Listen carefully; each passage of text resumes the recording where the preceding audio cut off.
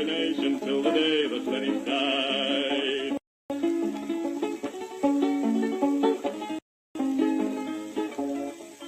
He said, come on, you people, we must work with brain and hand. And then one day the Nazis came into the Soviet land. They plundered to the Volga, to Stalingrad. And then Joe Stalin said, come on, me boys, and kicked them out again.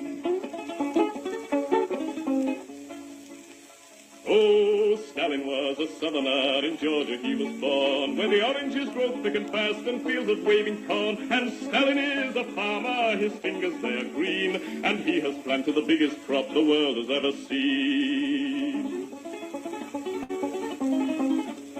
One day he looked upon the map and frowned and shook his head.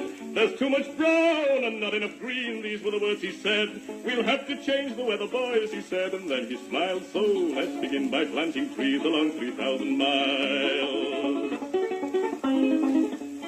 So Stalin rolled his sleeves up then and said it's time to start. The Volga River and the Don, they are too far apart. I think we'd better join them, so come and help me, pal, and we'll build a mighty waterway, the Volga-Don Canal. Then Stalin went into the north, and there saw rivers three, all emptying their waters into the polar sea. Now that's not right, Joe Stalin said, these rivers, they are ours. We'll turn them round and make them work and make electric power. There was a range of mountains that were standing in the way, so Stalin put his hand out and smoothed them all away. For Joe, he is determined to make the land all green, and that's the biggest project that the world has ever seen. Oh, Stalin is a mighty man, and he has a mighty plan. He's harnessed nature to the plow to work for the good of man. He's hammered out the future, the fortunate he has been, and he's made the worker state the best the world has ever seen.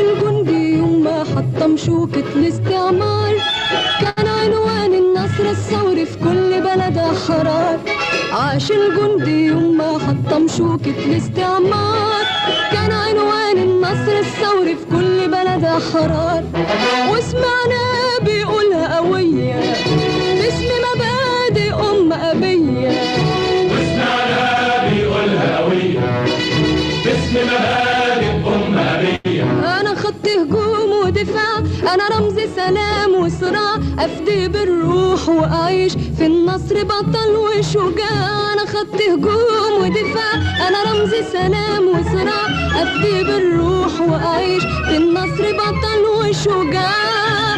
حيوا معايا قولوا معايا عاش الجند العربي عاش.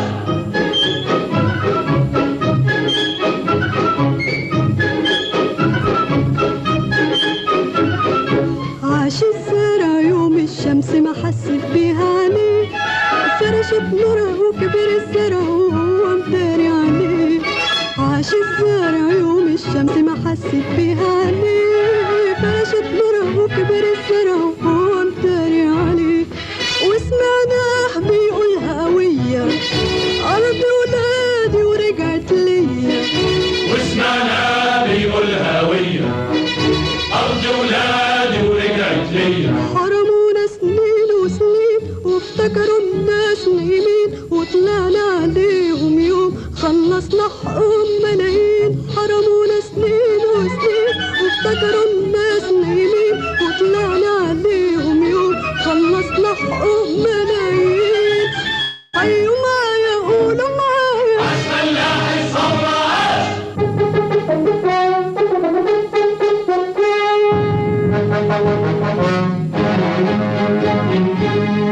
عاش الفن حضارة الأمة يبنيها الفنان، يروى حياتها في غنوة في كلمة في صورة بروح وإيمان. عاش الفن حضارة الأمة يبنيها الفنان، يروى حياتها في غنوة في كلمة في صورة بروح وإيمان. وسمعنا بيقولها قوية مجد بلادي عهد عليا. وسمعنا بيقولها هوية مجد بلادي عهد عليا. قلبي وروحي ملك الفني والاتنين لبلادي هدية. حيوا معايا قولوا معايا عاش الفن رسالة عاش.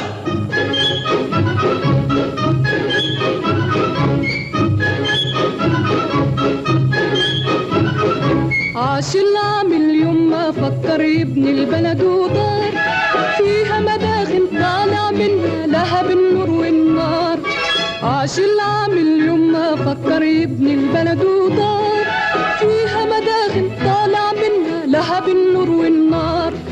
وسمعنا بيقولها قوية ده إنتاجي وصنع إيديا. وسمعنا بيقولها هوية ده إنتاجي وصنع إيديا. حققنا بعون الله للشعب دعاه ومنى، والخير زاد منا وفاض والفايض صدرناه. حققنا بعون الله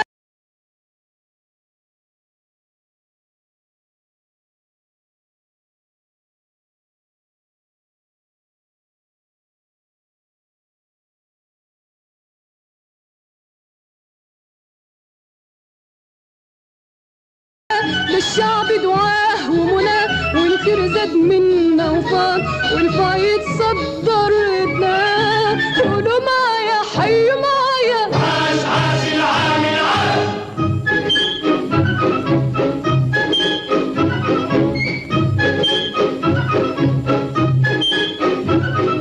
عاش الطالب يوم ما طلب العلم كتاب وسلاح، عارف العلم وسيلة تحقق غاية كل نجاح. عاش الطالب يوم ما طلب العلم كتاب وسلاح، عارف العلم وسيلة تحقق غاية كل نجاح.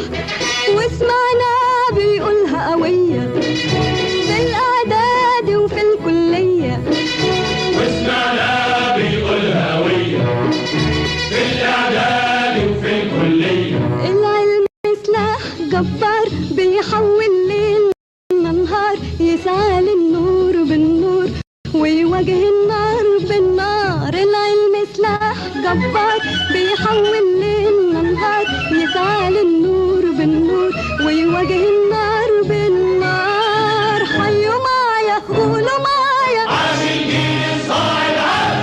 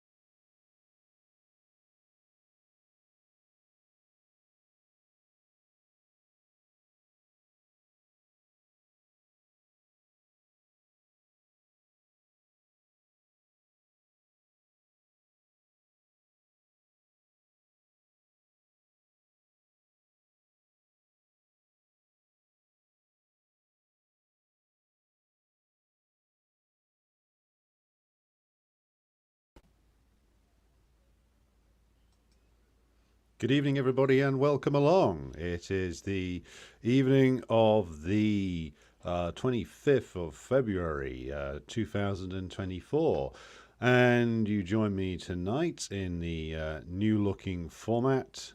After we do the formalities, we'll be getting into the meat of the issue, which is, of course, our article reviews for this evening.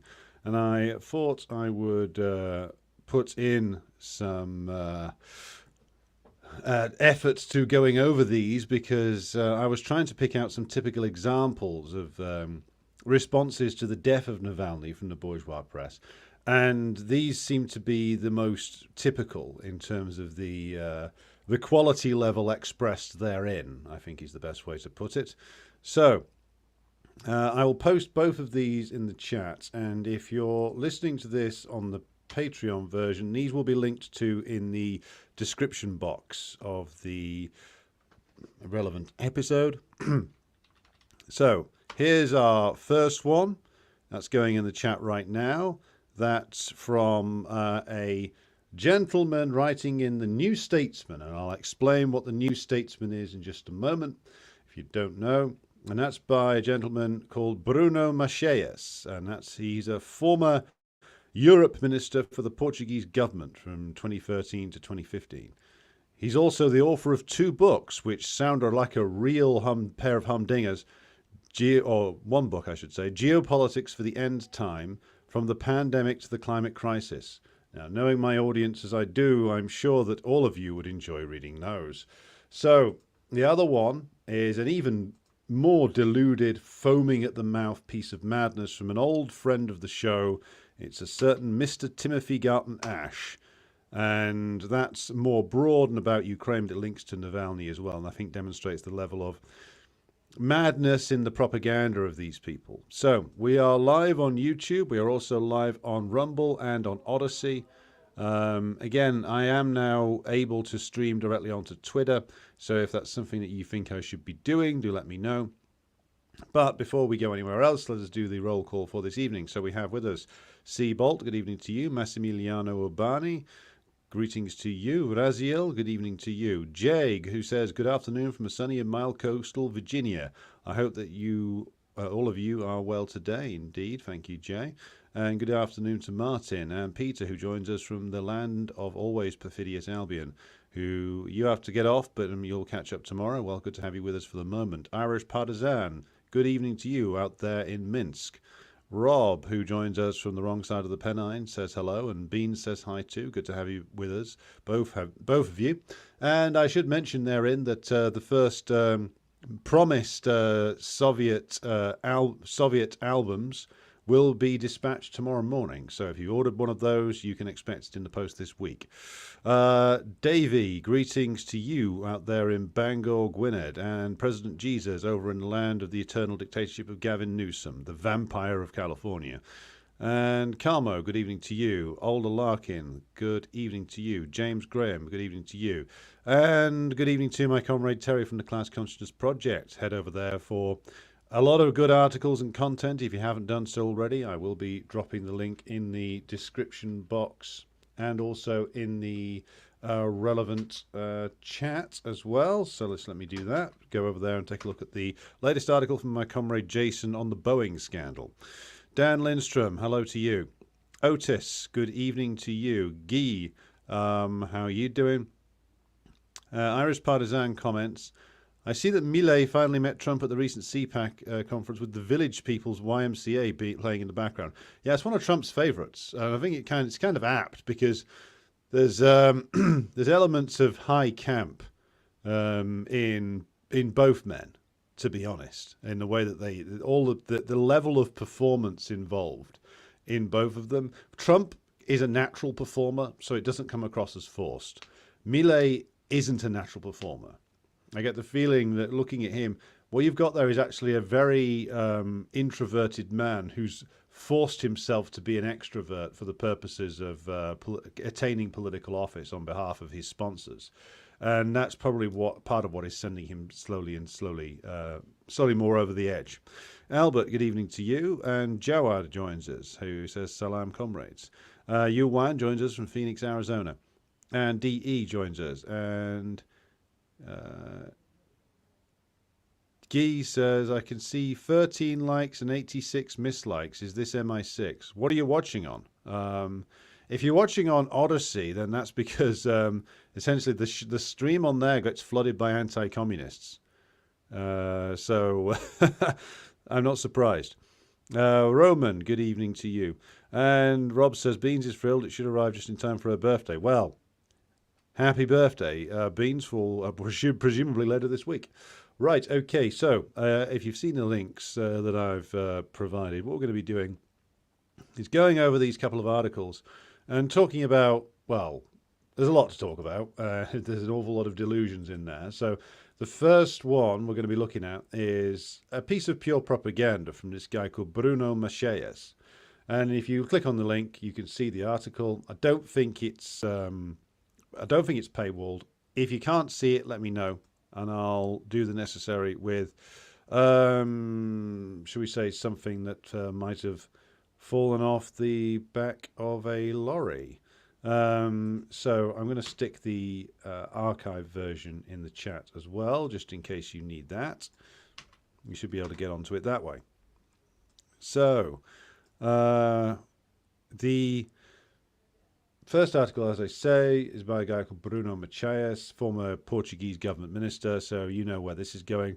Should just say, if you're not aware of what the New Statesman is, New Statesman was and has been a sort of institution, as it boasts on the top of its page here, of like the British establishment left for over 100 years. It's been edited by various luminaries of the British Labour left, including Richard Crossman, the terminal pessimist and big-time Labour left-winger in the 1960s.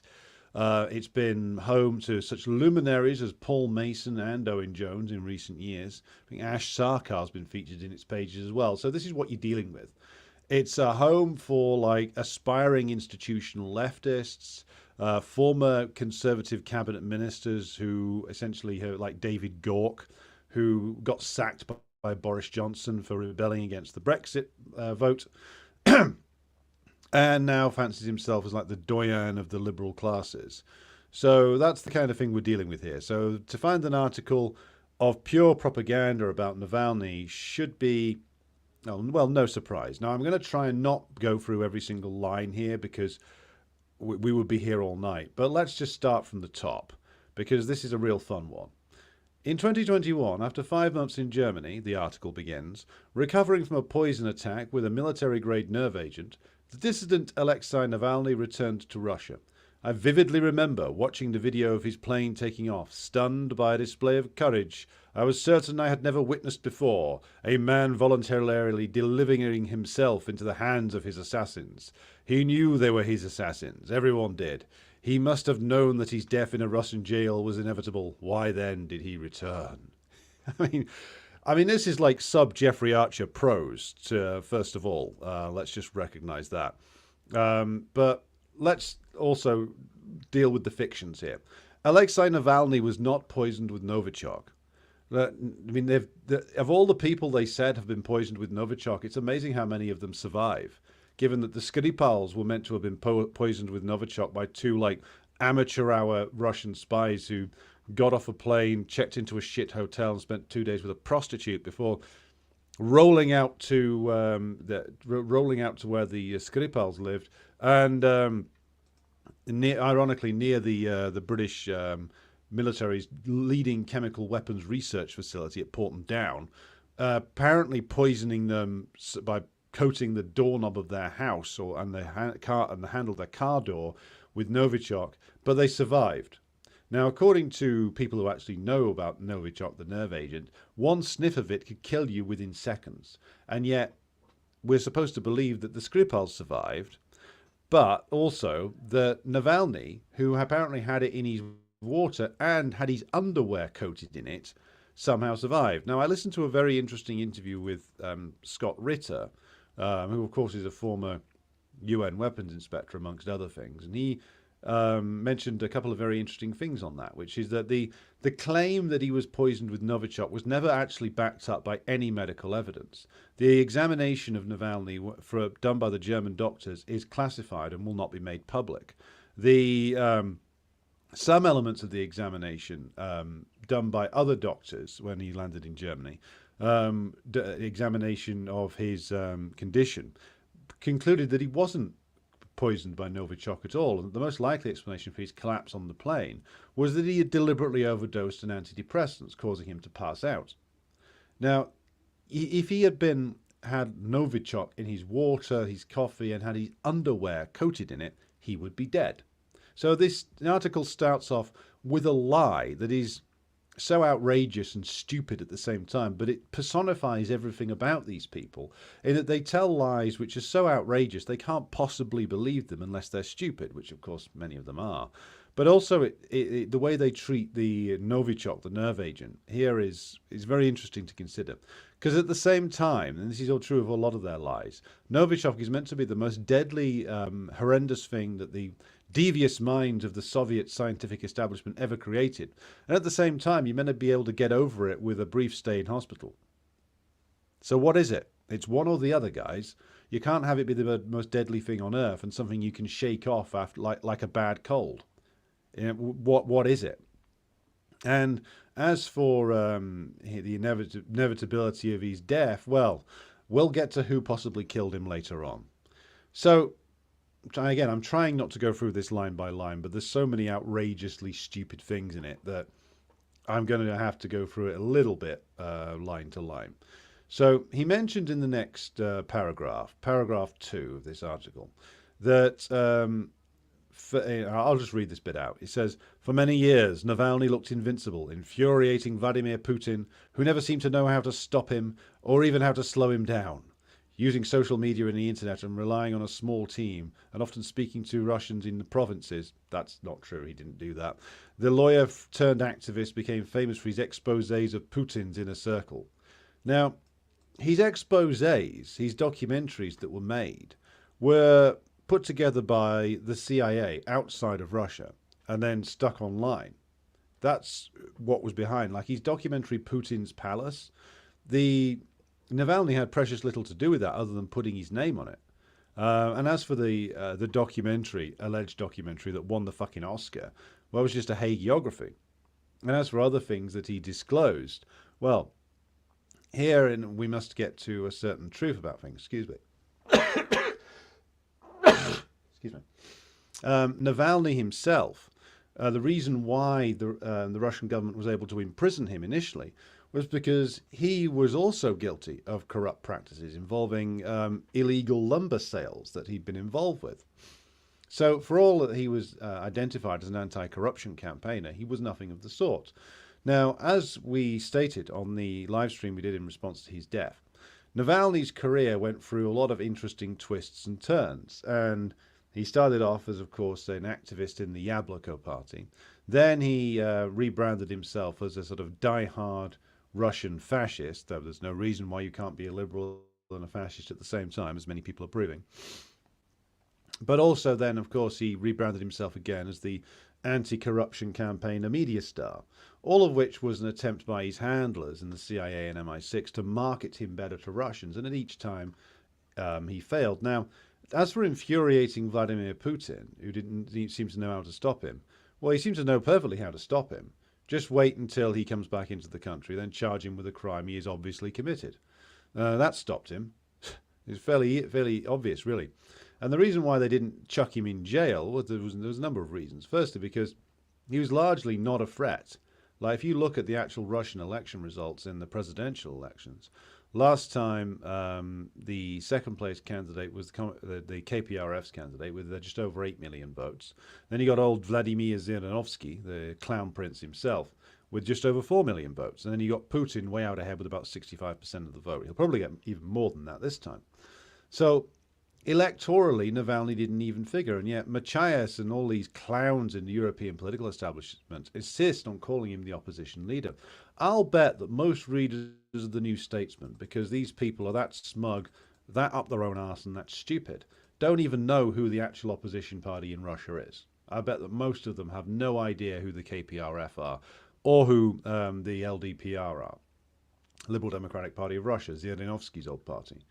So it's I'm willing to bet that Macaes might even believe what he's writing here.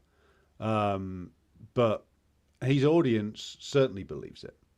So let's carry on, because he then goes into an extended digression, does our humble narrator here, about how Navalny and Putin are both inspired by a Russian film called Brat 2, or Brothers, or Brother 2, sorry, and how this film represents, and I'm going to quote Macaes here directly, the disintegration of the social order following the collapse of the Soviet Union left Russian society with no alternative but to make the US a scapegoat for all its troubles. Now let's deal with that, because that betrays the mentality of the man who says it, this Macaes character. Is it unreasonable for Russians to see the US as the author of many of their misfortunes? Well, absolutely not. I mean, by no means is it the case that it's the US alone that's the author of the crimes that have been committed against the Russian and wider Soviet proletariat. But certainly the US is the one who has benefited the most. The US were the sponsors of Boris Yeltsin in 1993 in his coup against the constitutionally elected parliament of Russia, what was still called the Supreme Soviet back then. It was the US who assisted Yeltsin in rigging the 1996 presidential election against Zyuganov. So for the years that Russia was, by the authors, by Macaes' own admission, that society in Russia was disintegrating following the collapse of the Soviet Union, the man in charge of that, Yeltsin and his clique, the man who even people like Macaes will admit oversaw the looting of the country and the destruction of Russian society. These people were held in place partially by the power of US imperialism, underpinning Yeltsin with a lot of IMF loans and with a lot of political assistance, especially in 1996. So to say that, they've just made the US a scapegoats for their troubles, Macaes is contradicting even his own writing. Because if the man who was at the center of the immiseration of the Russian proletariat in the 90s was the man who was acknowledged as the US's agent in all of this, then the US is responsible. And not only that, the US ruling class couldn't help but boast of their role.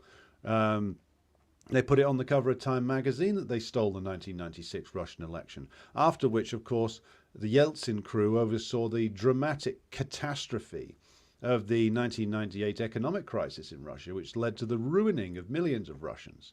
So this is like the standard bullshit from these European liberals, that the Russians are just blaming the US. Now, we should, of course, say that it's not just the US imperialists who are the ones in the center of this. They are the ones who are benefiting from it, but it is also, of course, the comprador bourgeois in the Russian Federation itself who are responsible, along with people like Gorbachev. But to say that that they're just blaming the US for no reason, as Macaes does, is just a fairly standard lie for a European liberal. He then babbles on about this film for a few more lines in an uninteresting fashion, and then we get to him insisting that Navalny was correct when he said that truth is on our side. And, of course, the truth of Navalny's career was one that was never spoken. He's not spoken by Macaes here either, which is, of course, that he is not only alleged to be a long-term asset of the CIA and MI6, but also is very much on record as being such. And that's proved by his campaign manager being snapped doing a sit-down with an MI6 agent demanding millions and millions of dollars for operations inside Russia. So as to the truth being with him, well, Navalny never told the truth in his fucking career, in his whole miserable career. So absolute bullshit so far. He then goes on to talk about, and this is another outrageous and stupid claim, and this is about halfway through, 3/4 of the way through the article. Again, I'm going to quote the whole paragraph here. Quote goes as follows. Navalny's assassination is one more chapter in Russia's descent into violence. Yet no state can live on violence alone. Well, funny coming from a European. For Putin, the political problem is that the more he is forced to rely on violence as his only method of rule, the more violence has become the only metric by which he is judged. Has he become weak if a month passes without a high-profile assassination? Political history teaches us that no regime survives for long if it cannot appeal to a powerful idea. Putin is now engaged in a perilous experiment to prove that violence is enough. He appears ruthless at home, but 2 years ago this month, that reputation pushed him to a war of conquest in Ukraine. He had to appear ruthless abroad, where victory remains doubtful and where defeat will dictate his destruction. Again, like Jeffrey Archer type prose. But again, there's so much to pick apart in this. Now, Russia's descent into violence under Putin. Again, this is a case where, to be fair to Putin, the literal opposite is the case. When Putin came to power, the writ of the Russian state was so weak that mafia gangs dominated the streets of a lot of the cities. You had the Chechen rebellion, which was going on. You had the power of the police agencies of the Russian state was very, very weak. So you had organized crime openly extorting people, gun battles in the streets. That, the 90s, was the descent of Russia into violence.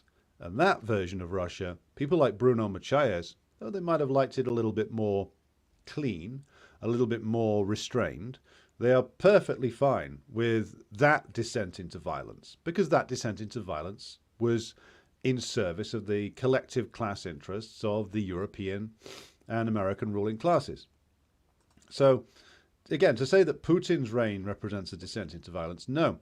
Putin, again, and if you've heard my programs on him before, you'll see that I'm by no means a fan of his.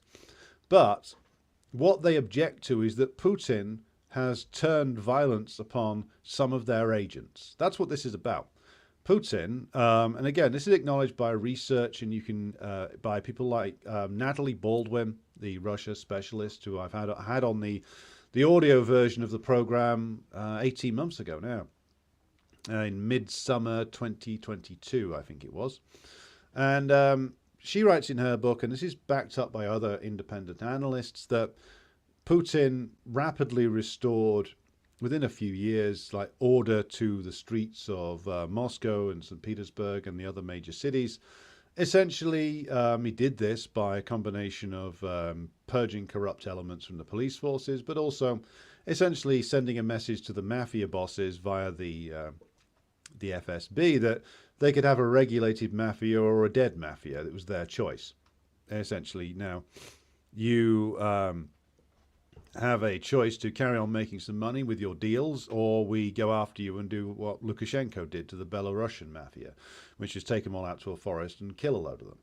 And the mafia men took the deal. So the public violence on the streets went down dramatically. Hence, that's one of the reasons why Putin is genuinely popular. He is seen as restoring order to the streets. And so this claim of Macaes here that Putin rules by violence alone is just simply incorrect. It is the opposite of the truth. Yeltsin ruled by violence and chaos. Putin, in comparison, has set up a stable state system where the police forces there are, if anything, more reliable and less violent than their equivalents in the West. Pardon my sniffing, by the way. It's the tail end of a cold that I'm getting over. Please bear with me.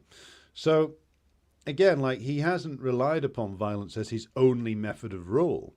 What's happened is that he's applied the violence of the state to certain targets which the West hoped would one day grow to overthrow him. So their beloved Mikhail Khodorkovsky, for instance, Navalny himself, the Chechen terrorists, all of whom were agents, one way or the other, of US and British imperialism. So this is when somebody like Macaes or his equivalents start crying about the violence of Lukashenko or Putin or Maduro or the Sandinistas or anybody else, what they're crying about is the fact that the violence of the state is targeted at their supporters, at their agents. That's what they're crying about. It's not about violence directed at the Russian working class, because for the Russian working class, rule by fear and violence was the 1990s and the counter-revolution that took place there. Putin, if anything, cleaned it up and stabilized the situation. So again, the Macaes is telling a direct lie, but through the lie, we can observe a certain truth, which is that what he's upset about is the fact that Putin got the Russian state to the point where it could actually resist foreign intervention. That's what he's really upset about. So ignore the emoting and concentrate on the reality. So as to engaging in, rule by violence, Putin isn't the one who's ruling by violence. If you want to see rule by violence, look at the reign of Emmanuel Macron, or look at the reign of, for instance, Giorgia Meloni, and look at the amount of police violence that both of them unleashed, especially Macron. Macron has unleashed waves of police violence that have not been seen in France since 1968. In fact, they may be worse than 68. I think more people were killed in the Yellow Vest protests in France than were killed in the protests of 1968, the uprising of 1968. So Putin and the Russian police forces have done nothing like that, nothing in comparison to that. And no mass protests such as the ones that have gripped France have broken out in Russia. There have been protests over the long course of Putin's time in various offices, but the level of repression that has met them has never matched that which has been seen regularly in the United States and in Britain, and especially in places like France and Italy, where militarized police forces routinely deck the hell out of people. And as for also ruling by fear and state repression, let us remember, of course, that all these people writing these hymns of praise to the corpse of Navalny, these people all have, collectively speaking, nothing to say about the imprisonment of Julian Assange, for instance, and the attempt to kidnap him and take him to the United States, where he will most likely be murdered in a US prison. Or, of course, Mike Pompeo's great idea of assassinating him in the Ecuadorian embassy. However, Macaes doesn't find time to deal with any of those things. This is just pure propaganda that we're dealing with here. So the other thing here is he gets into really ridiculous territory about how Putin killed Navalny because Putin's getting old and fears his own mortality. I mean, bear in mind the collective West is led by an 81-year-old who looks at least 101 in the form of Joe Biden. Now, and then he makes a ridiculous claim, and here we get to the end of this particular article. Putin needs to win in Ukraine in order to survive. For that, full political control at home is indispensable. He must ask more and more of Russian society in order to vanquish the fierce opponent next door. Unlike Stalin, who rediscovered Russian patriotism in order to defeat Nazi Germany, hold on that for, and he puts this in quotation marks, Great Patriotic War, Putin has no resources of patriotism or idealism left to use. That's not true. There is only violence in Ukraine and at home. The two arenas feed on each other and they grow from each other. Had Navalny stayed in Germany, he might have escaped Putin's violence, but he would have let the Russian president rob him of the truth. By returning and dying, he saved what he found most precious. My God, what a pretentious fucking lying arsehole this guy is. Okay, so let's have a look at the final claims here. Did Stalin rediscover Russian patriotism in order to win against the Nazis? Well, the Soviets certainly made use of certain popular, long-standing patriotic imagery, such as the images of Alexander Nevsky or the legacies of the defeat of Napoleon. Yes, they made use of those, and it's entirely proper that they did so. But as we've covered before, why did the Red Army fight so long and for so hard? Yes, you can make a direct comparison. Nicholas II, when invaded by the forces of his cousin, Kaiser Wilhelm, would also have made use of the legends of Alexander Nevsky or the legends of the War of 1812. He would have also made usage of all of those, and he would have been backed up fully by the Russian Orthodox Church. It didn't work. Russian army crumbled and quit the field in the end. So what Macaes, of course, doesn't want to acknowledge is that the reason why the Russian workers and peasants fought so long and for so hard is that they were defending a workers and peasants state that the workers and peasants knew and understood to be theirs, and also defending a planned economy that was capable of supplying them, unlike the ruined economy under the Tsar. So it's not by tapping into Russian patriotism, which all the reactionaries like to say to dismiss the Great Patriotic War. It's the fact that they were defending their revolution and their state. That's why they fought so long and fought so hard and were proved to be unbeatable by the Nazis. And as for Putin only using violence at home and abroad, again, Putin, if anything, has been a liberalizing force in Russian society, especially with regard to certain aspects of the legal system and the court system. So this is a large portion of, well, a total lot of bullshit that you would expect, really, from a New Statesman writer. Now, the interesting question is, of course, why did Navalny return to Russia when he could have stayed in Germany? He returned to Russia because he was ordered to. He was ordered to go back to Russia because that's what his employers in the Central Intelligence Agency and MI6 required of him. They required him to go back to Russia because the aim was that they were going to get him to look at trying to intervene on the presidential election.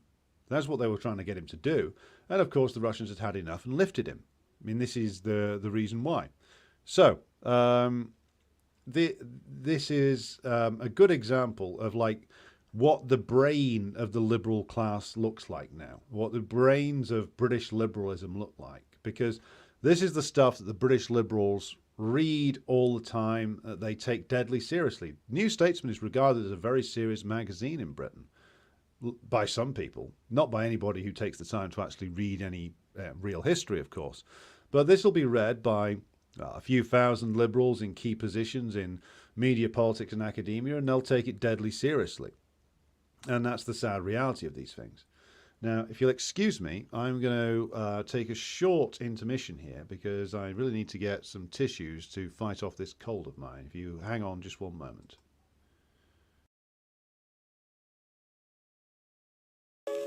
Oh, Stalin was a mighty man, and a mighty man was he. He led the Soviet people on the road to victory. All through the revolution, he fought at Lenin's side, and they made a combination till the day that Lenin died.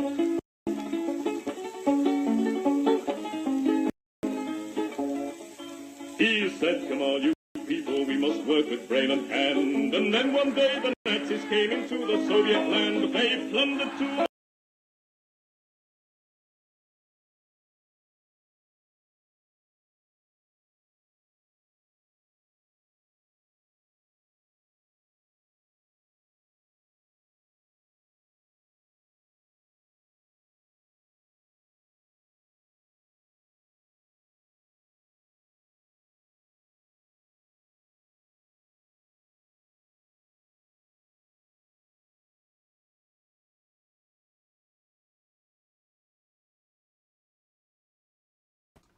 Right, we're back. Apologies for that, everybody. Had to, couldn't inflict the sniffing on you for much longer. So, Bruno Macaes, liar, fraud, propagandist, exactly what you would expect from somebody who's in the New Statesman.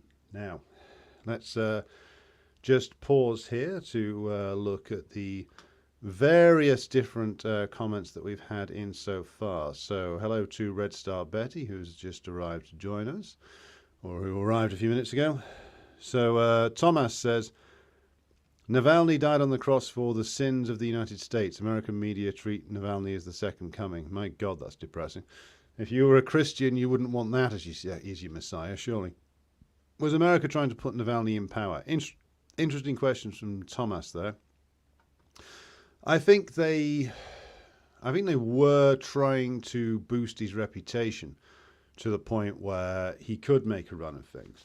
But I think the point of Navalny was to create chaos, whether he was a liberal or whether he was an open fascist or whether he was a so-called anti-corruption campaigner. The point of him was to create as many problems for Putin as possible, with the idea that it would fuel some kind of, well, like a Maidan-style event that would take place. And whether Navalny came to power or whether it was Khodorkovsky or some other exiled oligarch who took power, like Poroshenko ended up being the guy in power initially after the Maidan in Ukraine, Navalny was a guy playing a role. And that was what he was. He was one agent of many that the US had on the board. He was the one who had the most media skills, though it would seem. So that's why he was front and center. But I think they wouldn't have put him in. I think he would have probably had some role, but it would have been some more pliable and reliable oligarch who was put in place to do, essentially to finish off the job that Yeltsin was doing, which was killing off all Russian industry other than the oil and gas industry and turning the country over wholesale to the US imperialists, which is what they were after. As Paul Wolfowitz openly said in his memo of 1992, we cannot allow a single power to emerge on the territory of the former Soviet Union that could challenge us. And again, Navalny's part of the plan. And this is from Nitin Arvind, and this is a comment that goes as follows. There is no denying that Western imperialist types suffer an inferiority complex when it comes to Putin. I bet that what gets their goat is the fact that Putin beats them at their own game. Well, Putin's been at it a quarter of a century now. Longer if you count his entry into the Yeltsin presidential administration all the way back in 1996. So he knows the game, and so do those around him. And you're right, he has been beating them at it for a long time. And if he just ruled by violence alone, which is what Macaes claims, then he wouldn't have been able to rule for 25 years, almost. Ruling that long or being in high office that long, just relying on violence, that doesn't happen. Putin has grown a certain constituency that is strongly in his favor and aligned with United Russia, which I find to be a dubious political organization in some of its aspects, but he has a level of genuine popularity because of the reasons I've mentioned. Of course, Macaes and co don't want to admit that. Martin says, Violent Entrepreneurs is an interesting book on the Yeltsin era, read some years ago, can't remember the author, about the Russian criminal groups and their complex relationship to the state at the time. Yes, there was certainly a complicated relationship. Often where one began and the other ended wasn't very clear. Irish Partisan says, Macron's levels of oppression could be compared to that of the police of Napoleon III and his crackdown on political dissenters during the 1860s. Yes, very true. It's certainly a level of state violence deployed by Macron that doesn't really have a precedent outside of two things. One is the mass killing of 200 or so Algerians in 1961 by the Parisian police. That certainly approaches, well, that's beyond this level. And the other is, of course, the actions of the Vichy regime in World War II. Now, what the Vichy regime, of course, has in common with Macron is that that particular Pétain-led government was not only a puppet government of the Nazis, but was also, of course, the undiluted power of the French ruling class. It was a fascist regime. It was a fascist regime that was brought to power by a coup against the government of the time that was designed to surrender the country to Nazi Germany in order that the ruling class could get on with the business of crushing the working class. That's what it was there to do. And in that sense, it's got several similarities to Macron. Believe it or not, I read a very interesting book, it was a number of years ago now, by Alain Badiou. I don't know whether he still describes himself as a Maoist, but it was about Sarkozy, and it was comparing Sarkozy to Pétain. Basically saying that Sarkozy represented the spirit of Pétainism in France. Now, it's got a bit of mythology in it about what the French Bourgeois Republic means, but I think it's an interesting read. But the reign of Macron, of course, because French imperialism is in a much greater crisis in the Macron years, makes Sarkozy look like a model of restraint by comparison. So Badiou could just reissue the book today and swap out Sarkozy's name for Macron's, and you would have an even better comparison. The spirit of Pétainism is an interesting sort of thought experiment that he does. I would recommend it to anybody who's interested. Right.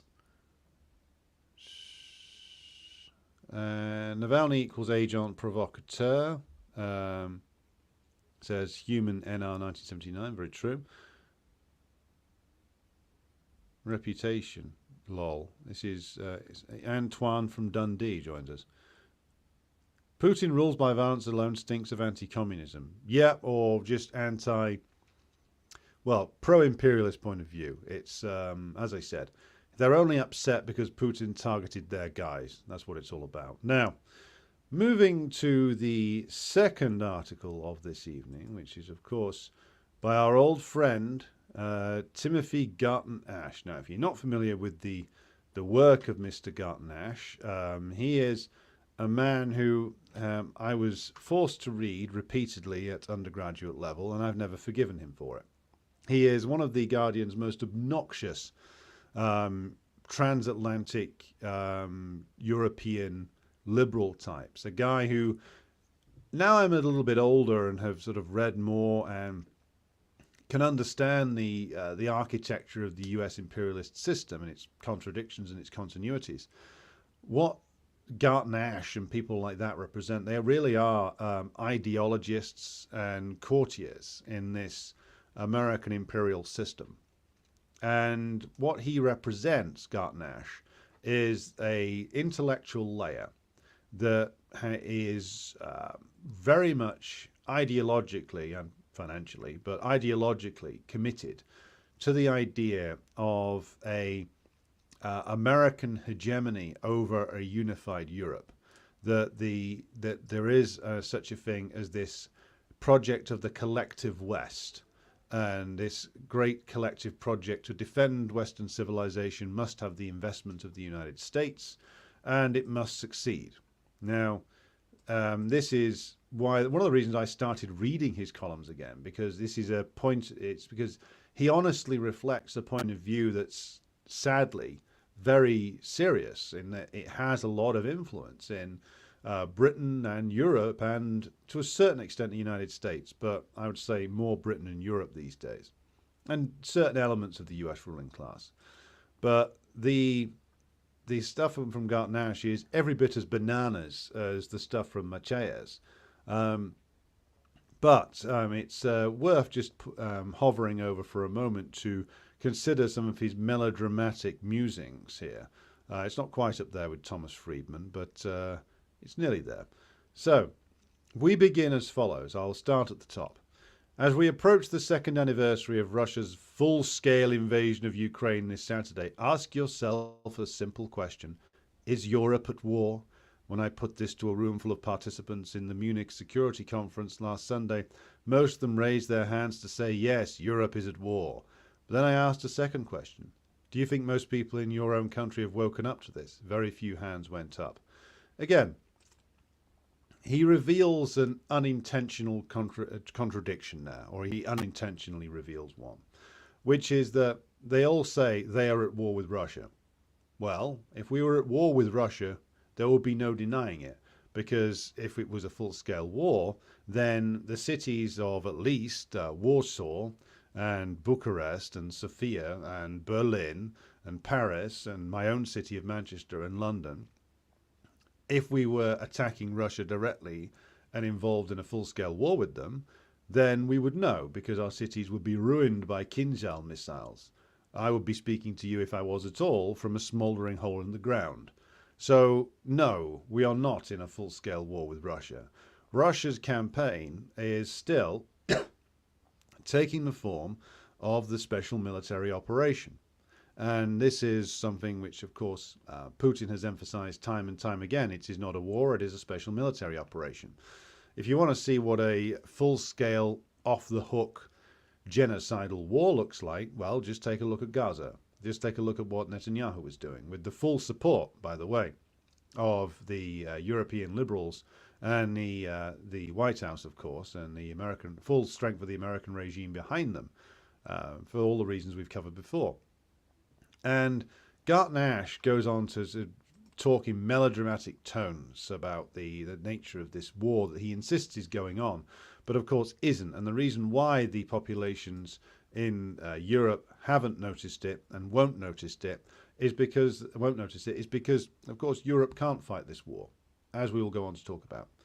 Now, I'm trying not to do another line-by-line read here, but I can't avoid this paragraph.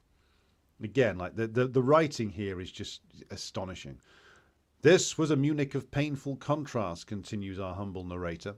Here at the conference were badly wounded Ukrainian soldiers. I bet they didn't send the worst of the badly wounded, giving us stories from a frontline hell. A hell, by the way, that was delivered to them by Boris Johnson and Joe Biden.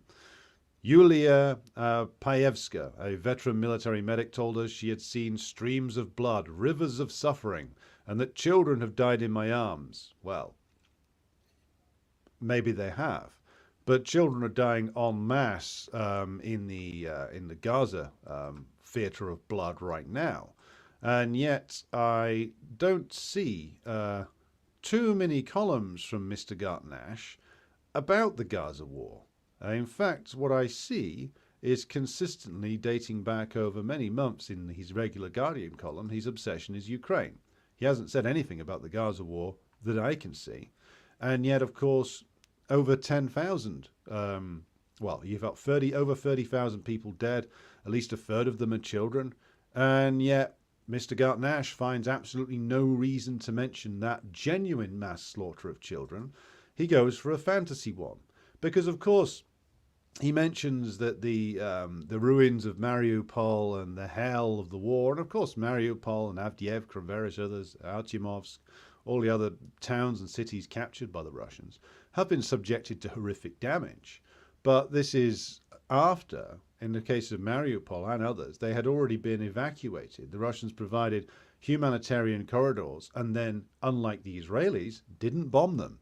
The civilians evacuated from Mariupol and the other big cities that have been taken by the Russians were able to leave as safely as they could. It was actually the Ukrainian side that shelled the civilian corridors coming out of Mariupol.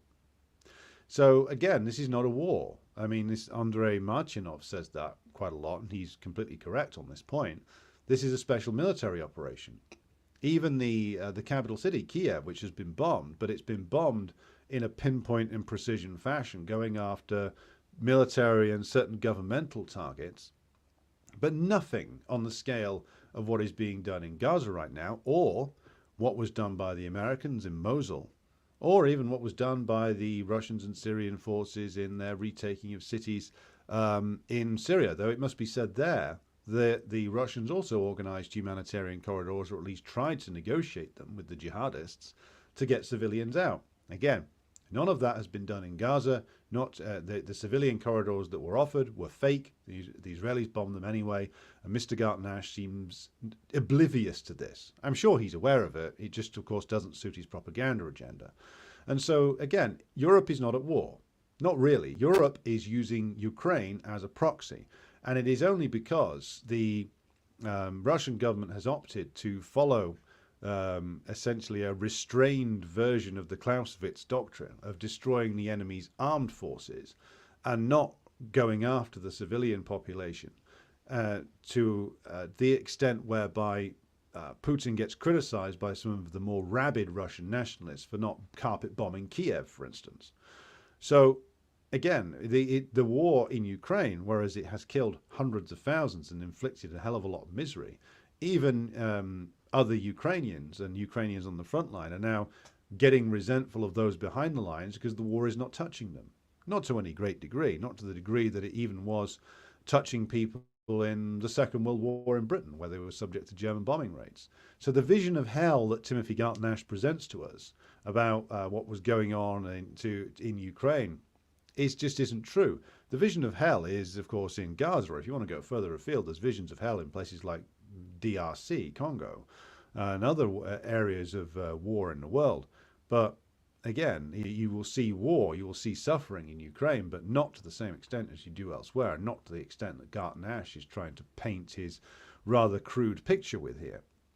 He then goes into an extended peroration about the courage of Yulia Navalny, the merry fucking widow of Navalny, who, of course, had already shacked up with somebody else by the time and registered herself as a widow already, calling for the tyrant Putin to be brought to justice. Well, if Putin's a tyrant, again, let's go back, for using violence to establish his rule, as our previous article insisted, then what the hell is Macron? What the hell is Maloney, who was using extreme violence of the police against pro-Palestine demonstrators the other day? What the hell does the British government rest itself on? What the hell does the American government rest itself on? How violent are the state forces of the US federal, state and local governments? I think we've pretty much established by now, it's very well established, that they're pretty damn violent. So if state violence and its usage makes Putin a tyrant, then every US president is a tyrant. Because every US president has, of course, invaded, bombed and destroyed far more countries than Putin ever has. But don't expect consistency from a propagandist and an intellectual of the ruling class, which is what, of course, Mr. Garton clearly is. And, of course, he praises people like the one of the yapping dogs of the Baltic, Kaja Kallas, the irrelevant Estonian Prime Minister, who apparently he praises for taking seriously the need for war, and the racist social democrat Mette Frederiksen, who is the Danish Prime Minister, who's sending all of Denmark's F-16s to Ukraine. Yes, all 15 of them or whatever it is, a very, very low number, which certainly isn't going to do Ukraine an awful lot of good. And he says that, well, there's others talking about doing more. Former Czech general turned president, Peter Pavel. And he basically accuses throughout this this article the Europeans and the Americans of not doing enough to help Ukraine. He also scolds Macron for being big on rhetoric but short on actual delivery. But he does find time to praise the hapless, buffoonish Olaf Scholz, who's despised by the German population because he's committed to helping Ukraine more than Garton expected. And so he goes on in this manner for what feels like forever, and basically scolds the Europeans and the Americans for not doing more. And upbraids the House of Representatives for what he says is its shameful Trumpian blockage and vote for further military funding for Ukraine. So this is what Garton wants, essentially, is for the Europeans and the Americans to commit to full-scale rearmament. But, and this is the other thing, and because he says, he quotes Ukrainians or people who were saying they were Ukrainians at this Munich Security Conference saying, you give us the weapons and we can beat Putin. So what is Garton actually calling for here? So he's calling for, of course, the evil one to be defeated, Putin to be defeated. That's to be expected. But is he calling for a direct military intervention? That's an interesting question, because he's much more ambiguous about that. Because if you read it the first time, it sounds like he's calling for a direct military intervention. But he shies away from that at the last minute. So I'll read the concluding paragraph because I think it tells you what's going on here. Europe is at war. It's not fully at war in the way it was 80 years ago, so reality intrudes somewhat, when most European countries were directly engaged in combat. But it's certainly not at peace in the way it was 20 years ago. What you mean when the collective West was bombing Kosovo with the full approval, the passionate approval of Mr. Garton. I remember his rabid columns at the time calling for the bombing of the Serbs. Before Putin set out on his path of confrontation with the West, would that be the same Putin who asked to join NATO? If we don't face up to the urgency of enabling Ukraine to consolidate its defensive positions, regroup and ultimately win the war that it's fighting on behalf of all of us, not on behalf of me, mate, then a few years down the road we will face an even more direct attack from an emboldened revanchist Russia. So, what is he actually calling for here? He's not calling for direct intervention. He's not calling for a direct war with the Russians because he's a sleazy, lying arsehole, but he's not completely insane. What he's calling for is it's a piece of propaganda, essentially, that he's essentially trying to get through to the Europeans and whatever audience he has in America, that this outsourced war that they are having, the Ukrainians fight on behalf of the collective West, needs to be taken more seriously and needs to be properly resourced. Now, he's, of course, suffering under the profound delusion that the countries of the collective West can actually do this. He's suffering under this delusion because Mr. Garton doesn't actually understand the economics of the situation. He doesn't understand the fact that all these European countries that he's talking about, Estonia, the Czech Republic, France, Germany, Britain itself, and indeed even the United States, have been deindustrialized to such an extent that they can't just flick a switch and suddenly war production jumps through the roof. You can't abstract the war industries from the wider economic picture. You can't just magic a war industry out of thin air. You can't just declare that we need to up production and it just appears overnight. When Britain had significant war industries that were capable of producing armour on the scale that would be needed to fight a war, well, they probably haven't had that since the 1970s. They were deindustrializing so much that they were losing significant military industrial capacity even in as early as the late 70s, early 80s. As for the rest of the European countries, the picture is very much the same. Countries like Denmark never had the industrial capacity to produce in the numbers that would be needed to keep Ukraine afloat in terms of equipment in this war that it is fighting, as Garton openly says, and in this he is at least honest, on behalf of all of us. And when he says all of us, he means on behalf of his class.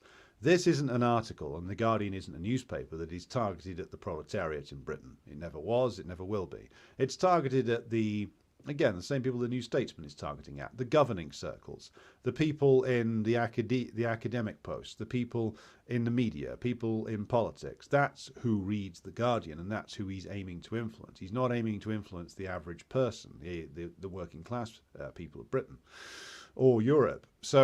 But he betrays who he is and what his class, because he has no understanding of the sheer state of deindustrialization in all these countries. Czechoslovakia, the old country that used to exist in the socialist period, used to have a significant industrial base. It used to be capable of supplying all of its own armaments to its own army in the evil old days of communism.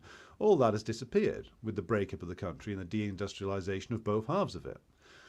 Even Germany, as we've said before, has been deindustrializing for many years. And if you want to know more about that, tune in for our Marxist economics show on Wednesday of this week.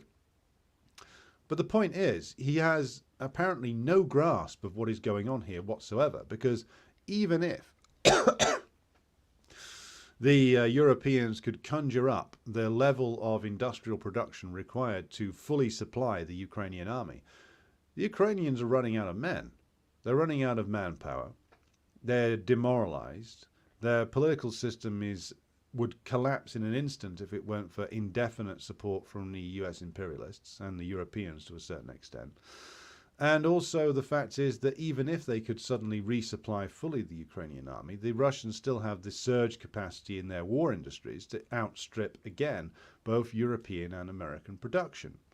In fact, European production can probably be outstripped by the military industrial capacity of the DPRK, because that's got a much higher industrial base than most of the countries of Europe. In fact, most of the countries of Europe combined.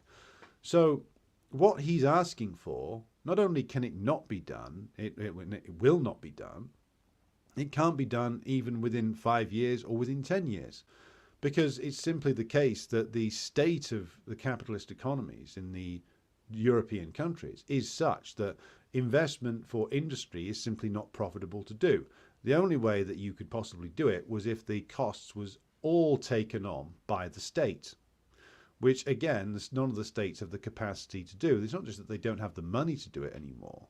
It's that they don't have the personnel available to supervise such a gigantic project of reindustrialization.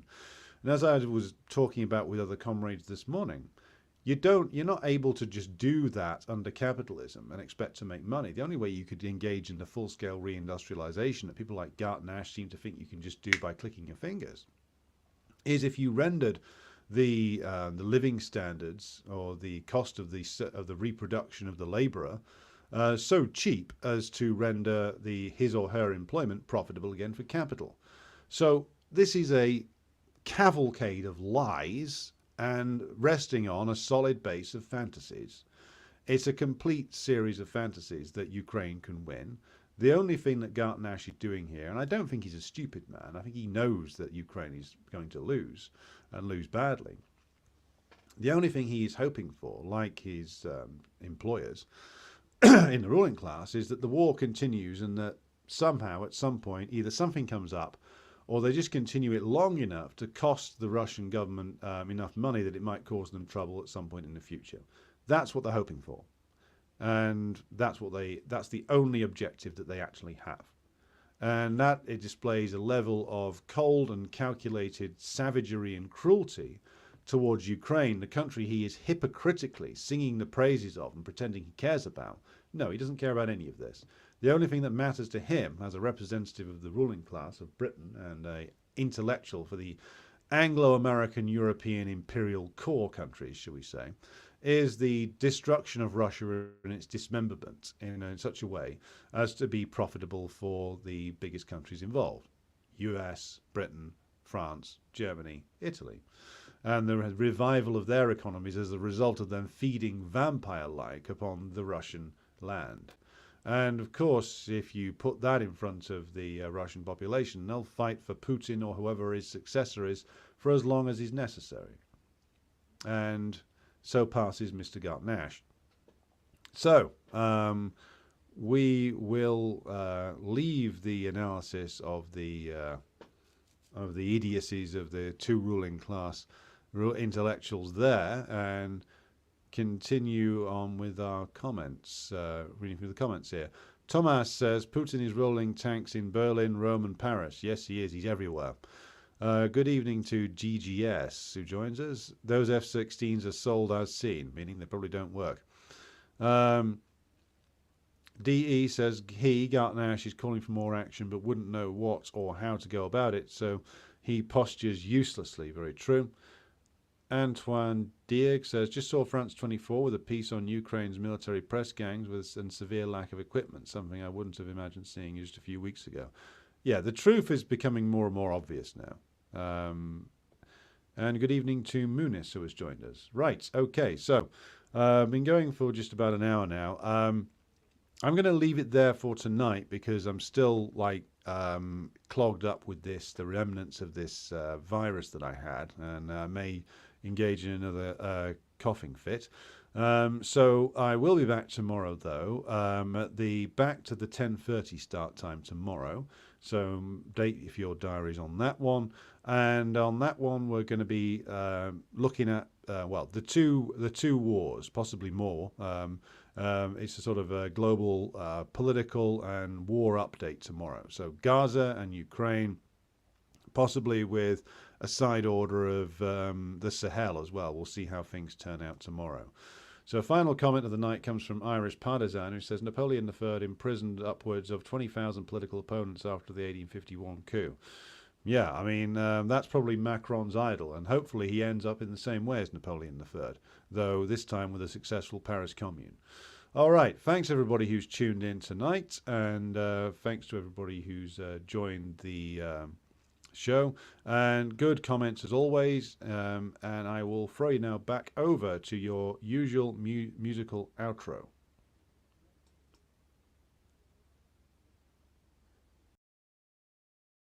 Volga to Stalingrad, and then Joe Stalin said, come on, me boys, and kicked them out again. Oh, Stalin was a southerner.